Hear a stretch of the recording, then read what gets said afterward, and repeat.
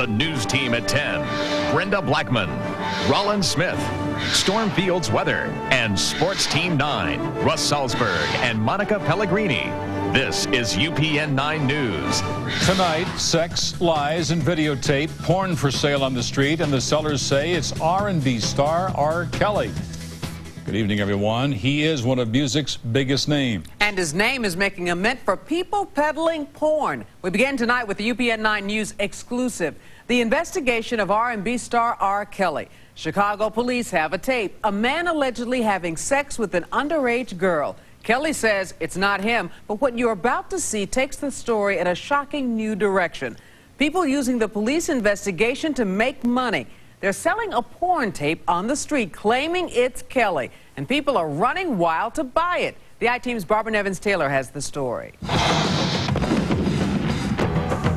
The video is graphic. We've seen the tape. It is raunchy and uncomfortable for us to watch. These are still frames from the video we bought on the street. Here on 125th Street, within a half an hour after talking to 3 people, we were able to purchase the tape. But no one wanted to be photographed taking the $50 and giving us the tape. I was dying to see it yesterday because where I was at in the Bronx, they was selling the tape for $10. And that's the point. There's a demand for it on the street and on the internet. But what's actually on this tape? We don't know if this is really R. Kelly, as the sellers claim, or if the young woman is underage. Nor do we know if it's the same tape Chicago police are investigating. But our investigation found there is more than one tape circulating. Tapes featuring different people. I never actually seen the guy talk about it on the radio, but if it is him, he should be ashamed of himself. And for the little girls out there, R. Kelly is not getting the benefit of the doubt. Everybody can't be lying, you know, and I've heard this before. This is not the first time I've heard this about R. Kelly, so, you know, I believe it. Rumors about R. Kelly and young girls have swirled for years. Stories about his protege, the late Aaliyah, were brushed aside. Now Chicago police are investigating a 27-minute tape of Kelly allegedly having sex with a 14-year-old girl. In recent days, other tapes have surfaced. Real or not, true or false, they've taken on a life of their own. They are everywhere.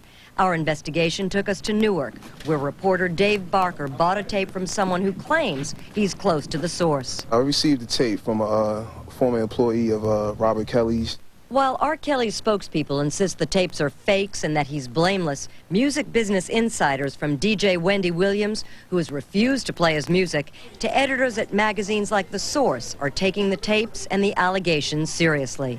This is not something that is accepted, that is an accepted practice, especially within any culture, but definitely within hip-hop. You know, a lot of people in hip-hop have daughters, and, you know, people just in general that listen to music, you know, and that have kids, or they're not going to accept something like this from an artist of his caliber. There is a naivete on his part that he's going to be able to not be accountable for this. Miami attorney Susan Loggan represents 2 young women who claim to have been taken advantage of by the singer. One case was settled, the other is pending. I don't fault these girls at all. I've gotten to know them all personally, and I understand the love they felt in their heart for R. Kelly. I mean, he's a wonderful person in their eyes. It's really a big drop for them to realize that he's not all he's cracked up to be. And there are still fans who applaud him. us as his fans, we think no different of him. We still love him. We're still going to listen to his music. Why? Because we love him for the person he is, not for what he's done. If the tapes turn out to be the real thing and the young women are underage, it's not only R. Kelly who could be in trouble. Federal law prohibits the sale, distribution, and the purchase of child pornography.